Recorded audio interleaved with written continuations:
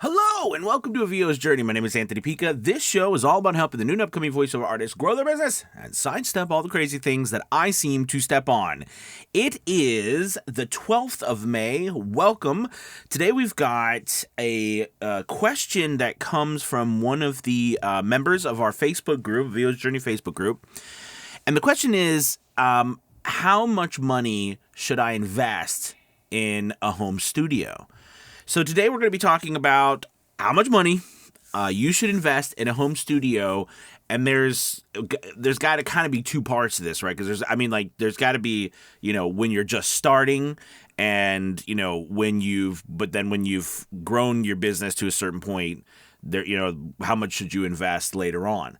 All right, so we're gonna tackle that today in today's video. Real quick before we get started, make sure you check out the link below to Avios Journey Elite Academy. We have a 50% off the first month going on right now. We do 6 different courses or classes a week, from voice acting to marketing to tech to getting audiobook work, all sorts of stuff. Plus we have content, tutorials, archives of all the past episodes that you get access to, an amazing community, and just a slew. We have contests, all kinds of other stuff. It's a great place to learn how to start and grow your voiceover business. So check out the link below. We'd love to have you. All right, let's dive into this question. How much money should you invest? When I first started in voiceover, I wanted to start. I was so focused on getting started that the overall process of investing in a studio and a booth was like, what is the bare minimum of what I need to get going, right? So, I did not have a lot of money, nor was I going to invest a lot of money. So this is what I actually had. I actually had a $200 gift card from my mom because it was my birthday in April 2017. And then I had I needed a mic, right? But what I ended up doing was I ended up going to Lowe's and using that $200 to buy PVC pipe and packing blankets. And then I went to Best Buy and I bought a $40 microphone, one of those blue snowball microphones. And since it's a USB, I didn't need an interface. I did have already had a computer, so I didn't need to buy anything on that.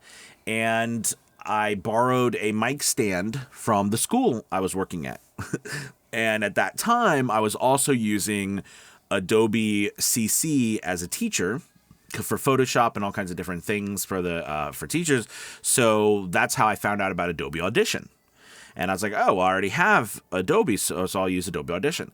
So that's how I got started. So I really literally got started with a total of $40 and a $200 gift card from my mom for my birthday. So, when you're first starting out, the biggest thing that you really need to do, clearly, is find a space that is going to allow you, I think, to, especially if you're trying to start out on a budget, to allow you to use it to the fullest extent, that it gives you acoustical treatment. All right, whether it's a closet, whether it's a room, a space in your room, anywhere that is going to give you an advantage, okay? Because one thing is for certain, when you get started and you're putting up your studio, you can definitely, I find it a lot easier to get acoustical treatment. Because remember, acoustical treatment can be clothes, can be your own blankets or towels that you already own, pillows, things that you have that you actually don't need to spend any money on.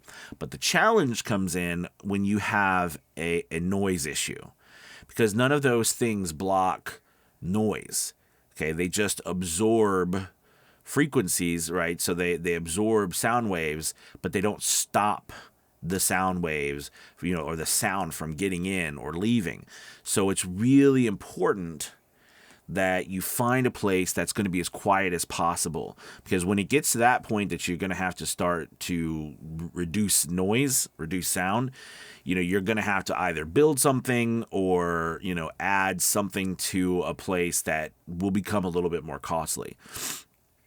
So that was how much I spent. Now, after I built the studio, I called it my hobo fort. I realized that one set of packing blankets and wasn't for the PVC pipe hut wasn't enough, and so I got another set, and I put that over, and then I realized that wasn't enough, but I wasn't going to go buy anything else, so I literally got, like I said, blankets, towels, clothes, pillows, whatever I could shove in corners or hang up or drape over. I got, so by the time here was a challenge. One of the challenges was also that I was doing this was putting it up and putting it, pulling it down every single night. So that was a challenge, the more stuff I try to put on it. So it made me try to find a permanent home for this for this booth. So I tried to move it upstairs, when we moved, which did work for a while. Then I started trying to find ways to do less treatment but get the same results. That was very challenging, didn't work out very well. And but so then we had ended up moving to our next home, which allowed me to build a studio and to get a whisper room. You know what I mean? And that was very helpful. But then I had to treat the inside of the whisper room. So just on a side note, if you get a whisper room, you still have to treat the inside of it. But that helped a lot with the noise as well as the acoustics when I treated it. But when I found it, the whole point of this was when I found a designated spot, it allowed me to build it up. You know what I mean? I know some of you were like me, was like me when I was portable or trying to move things back and forward, or putting it up, taking it down. It's a mess. So, anyways, so that's how much I invested. Now the whisper room. Okay, so what I was saying is, as time went on, all right. Now, mind you, this is the two ways I did it. You can start off any way you want to. Like, you can start off with a whisper room, or a studio, from a booth from Studio Bricks or something, or building your own. Like today, like this room I'm sitting in, and the booth is over here. I built, this is all built now, but I built it for this very purpose and for voiceover and editing.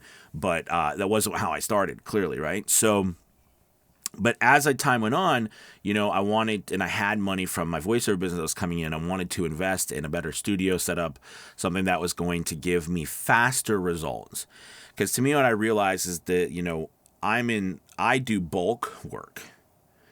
Okay, so by doing bulk work, I want to be able to have a studio booth set up to where I can pop in, pop out, do my thing, edit quickly, be able to do all this stuff, and so everything needs to be treated and done well. So at that point, that's when I decided I wanted to buy a whisper room. Also, I wanted to buy a whisper room too, because as I went full time as a voice actor, and by the way, I went full time as a voice actor probably, I'm trying to think. I went full-time as a voice actor just a little bit after I got the whisper room. So, I built an entire business, and I had gotten to that six-figure point without a whisper room, okay, and just using a hobo fort. So it is very possible you don't need a whisper room or something like that, but they help, and especially if you're home and there's noise. You know what I mean? So that's important. So I bought the whisper room. I think when you're going in that route, you need to think between $5,000 to $10,000 if it's new. If it's not new, you could probably get maybe for $3,000 to $5,000. But those things hold their value because they're portable. They're good. Studio Bricks is actually a little bit more. Some people like Studio Bricks. I think Studio Bricks is pretty cool too. Now, if you go to build your own space, you probably could do it for, a couple $1,000s or less because you're building it if you know how to. If you got to hire someone else, then of course prices are going to go up drastically. But, those prices and that stuff, I think I would do later on as I grow my business, unless, you know what I mean, you want to invest in this and you have the money to build your space, then by all means, go for it now. But that's just how my journey started and continued on to the point where now, we'd bought another home, hopefully our forever home now, because the moving thing was not what. Well, we renovated, bought a house in 12 acres and then renovated ripped everything out of the house, as you guys might know if you follow the channel, and this is the booth and the studio and the editing stations where I am, and then the booth is in there, and we built that from scratch, and so I'm saying that I've went through 4 to 5 different type of studio setups. And on top of that, I forgot to mention my car setup, right? My truck setup. So I was there for about 6 months. So, you can do this anywhere as well.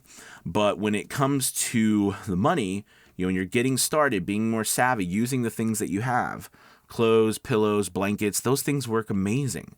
They're not as aesthetically pleasing, right? It's not like fancy and all, like I'm a real studio guy, because I got my little on-air sign and everything, which I love. That was a gift for my birthday.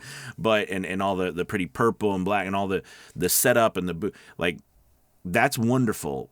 You don't need it to start, right? You don't need all this stuff to start. You can start with the stuff you have at home to save money. But eventually you're going to want to grow. And I always look at this, and I'll leave you with this. I always look at this is a journey. That's why I name everything Avios journey, right?